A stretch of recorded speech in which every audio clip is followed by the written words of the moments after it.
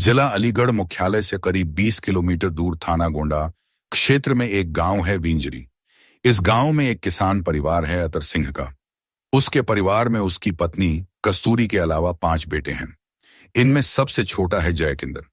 अतर सिंह के तीसरे नंबर के बेटे को छोड़कर सभी बेटों की शादियां हो चुकी हैं। इसके बावजूद पूरा परिवार आज भी एक ही मकान में संगठित रूप से रहता है। अतर सिंह का सबसे छोटा बेटा जयकिंदर आंध्र प्रदेश में रेलवे में नौकरी करता है। 1.5 साल पहले उसकी शादी पुरा स्टेशन हाथरस निवासी फौजी रमेश चंद्र की बेटी प्रेमलता उर्फ मोना के साथ तय हो गई थी। मोना के पिता के सामने अतर सिंह की कुछ भी हैसियत नहीं थी। यह रिश्ता जयकिंदर की रेलवे में नौकरी लग जाने की वजह से हुआ था। अतर सिंह ने समझदारी से काम लेते हुए जयकिंदर की शादी से पहले अपने मकान के ऊपरी हिस्से पर एक हालनुमा बड़ा सा कमरा, बरामदा और रसोई बनवा दी थी, ताकि दहेज में मिलने वाला सामान ढंग से रखा जा सके। साथ ही उसमें जयकिंदर अपनी पत्नी के साथ रह भी सके। जयकिंदर और मोना की शादी हुई तो मोना के पिता ने दिल खोलकर दहेज दिया, जिसमें घर गृहस्थी का सभी जरूरी सामान था। मोना जब मायके से विदा होकर ससुराल आई तो अपने जेठ जेठानियों की हालत देखकर परेशान हो उठी। उनकी माली हालत ठीक नहीं थी। उसकी समझ में नहीं आया कि उसके पिता ने क्या देखकर उसकी शादी यहां की। मोना ने अपनी मां को फोन करके वस्तुस्थिति से अवगत कराया। मां पहले से ही हकीकत जानती थी, इसीलिए उसने मोना को समझाते हुए कहा, तुझे उन सबसे क्या लेना देना। छत पर तेरे लिए अलग मकान बना दिया गया है। तेरा पति भी सरकारी नौकरी में है, तू मौज कर। मोना मां की बात मान गई। उसने अपने दहेज का सारा सामान ऊपर वाले कमरे में रखवाकर अपना कमरा सजा दिया। उस कमरे को देखकर कोई भी कह सकता था कि वह बड़े बाप की बेटी है। उसके हालनुमा कमरे में टीवी, फ्रिज, वॉशिंग मशीन और गैस वगैरह सब कुछ था। सोफा सेट और डबल बेड भी। शादी के बाद करीब 15 दिन बाद जयकिंदर मोना को अपने घर वालों के भरोसे छोड़कर नौकरी पर चला गया। पति के जाने के बाद मोना ने ऊपर वाले कमरे में न केवल अकेले रहना शुरू कर दिया, बल्कि पति के परिवार से भी कोई नाता नहीं रखा। अलबत्ता कभी कभार उसकी जेठानी के बच्चे ऊपर खेलने आ जाते तो वह उनसे जरूर बोलबतिया लेती थी, वरना उसकी अपनी दुनिया खुद तक ही सिमटी थी। उसकी जिंदगी में अगर किसी का दखल था तो वह थी दिव्या। जयकिंदर के बड़े भाई की बेटी दिव्या रात को अपनी चाची मोना के पास सोती थी, ताकि रात में उसे डर न लगे। इसके लिए जयकिंदर ही कहकर गया था। देखते देखते जयकिंदर और मोना की शादी को 1.5 साल बीत गया। जयकिंदर 10-5 दिन के लिए छुट्टी पर आता और लौट जाता। उसके जाने के बाद मोना को अकेले ही रहना पड़ता था।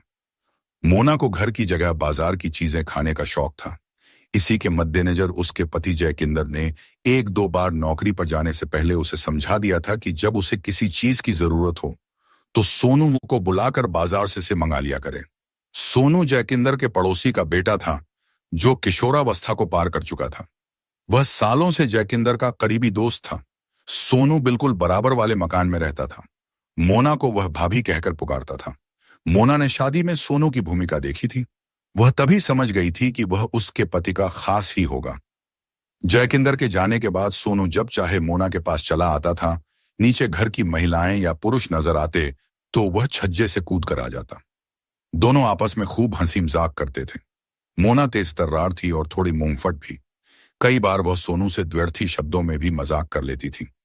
एक दिन सोनू जब बाजार से वापस लौटा तो मोना छत पर खड़ी थी। उसने सोनू को देखते ही आवाज देकर ऊपर बुलाकर पूछा, आज सुबह से ही गायब हो, कहां थे? भाभी, बनियान लेने बाजार गया था। सोनू ने हाथ में थामी बनियान की थैली दिखाते हुए बताया। यह सुनकर मोना बोली, अगर गए ही थे तो भाभी से भी पूछ कर जाते कि कुछ मंगाना तो नहीं है। कल फिर जाऊंगा, बता देना क्या मंगाना है। सोनू ने कहा तो मोना ने पूछा, और क्या लाए हो? बताया तो बनियान लाया हूं। सोनू ने कहा तो मोना बोली, मुझे भी बनियान मंगानी है, ला दोगे ना? तुम्हारी बनियान मैं कैसे ला सकता हूं, मुझे नंबर थोड़े ही पता है।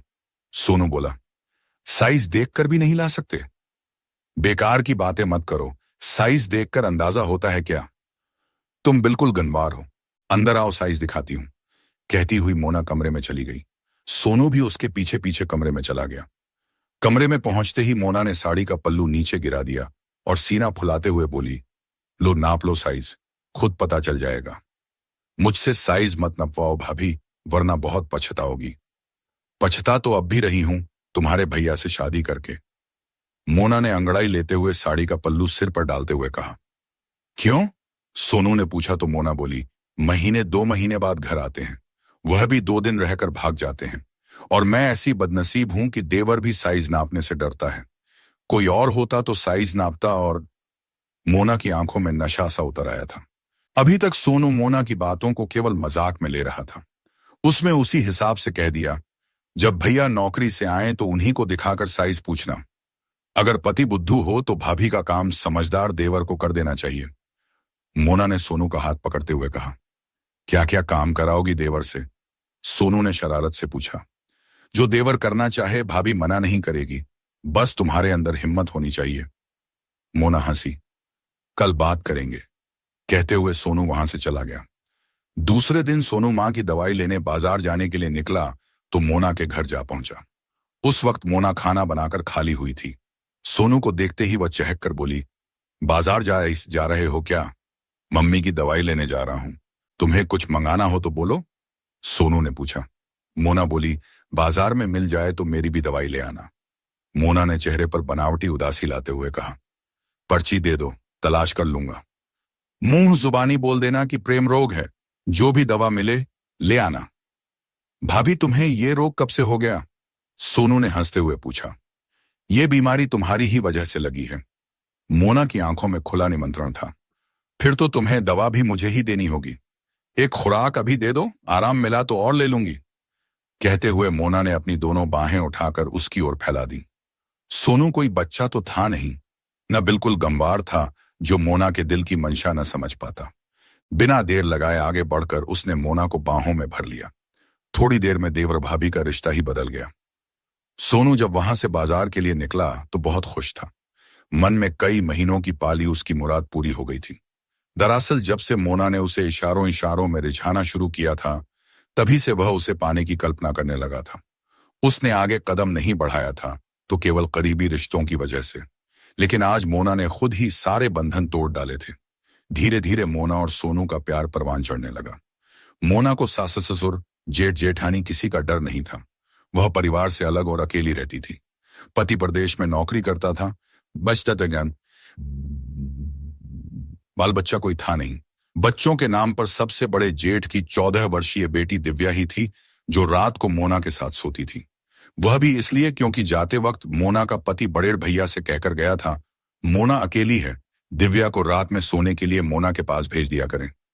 तभी से दिव्या रात में मोना के पास सोती थी। सुबह को चाय पीकर दिव्या अपने घर आ जाती थी और स्कूल जाने की तैयारी करने लगती थी। उसके स्कूल जाने के बाद मोना 4 से 5 घंटे के लिए फ्री हो जाती थी। इस बीच वह शरारती देवर सोनू को बुला लेती थी। स्कूल से आने के बाद दिव्या कभी चाची के घर आ जाती तो कभी अपने घर रहकर काम में मां का हाथ बंटाती। कभी कभी वह अपनी सहेलियों को लेकर मोना के घर आ जाती और उसे भी अपने साथ खिलाती। मोना पूरी तरह सोनू के प्यार में डूब चुकी थी। वह चाहती थी कि दिन ही नहीं बल्कि पूरी रात सोनू के साथ गुजारे। शाम ढल चुकी थी। अंधेरे ने चारों ओर पंख पसारने शुरू कर दिए थे। दिव्या को उसकी मां मंजू ने कहा, जब चाची के पास जाए तो किताबें साथ ले जाना, वहीं पढ़ लेना। दिव्या ने ऐसा ही किया। दिव्या चाची के घर पहुंची तो दरवाजे के किवाड़ भिड़े हुए थे। वह धक्का मारकर अंदर चली गई। अंदर जब चाची दिखाई नहीं दी तो वह कमरे में चली गई। कमरे में अंदर का दृश्य देखकर वह सन्न रह गई। वहां बेड पर सोनू और मोना निर्वस्त्र एक दूसरे से लिपटे पड़े थे। दिव्या इतनी भी अनजान नहीं थी कि कुछ समझ न सके। वह सब कुछ समझकर बोली, चाची, यह क्या गंदा काम कर रही हो? दिव्या की आवाज सुनते ही सोनू पलंग से अपने कपड़े उठाकर बाहर भाग गया। मोना भी उठकर साड़ी पहनने लगी। फिर मोना ने दिव्या को बाहों में भरते हुए पूछा, दिव्या, निभाया? हाँ हाँ, तुमने जो भी देखा किसी से कहोगी तो नहीं? जब चाचा घर वापस आएंगे तो उन्हें सब बता दूंगी। तुम तो मेरी सहेली हो, नहीं तुम ऐसा कुछ नहीं करोगी। मोना ने दिव्या को बहलाना चाहा, लेकिन दिव्या ने खुद को मोना से अलग करते हुए कहा, तुम गंदी हो, मेरी सहेली कैसे हो सकती हो? मैं कान पकड़ती हूं, अब ऐसा गंदा काम नहीं करूंगी। मोना ने कान पकड़ते हुए नाटकीय अंदाज में कहा, कसम खाओ। दिव्या बोली, मैं अपनी सहेली की कसम खाकर कहती हूं बस। चलो खेलते हैं। इस सब को भूलकर दिव्या के बाल मन ने कहा तो मोना ने दिव्या को अपनी बाहों में भरकर चूम लिया। कितनी प्यारी हो तुम।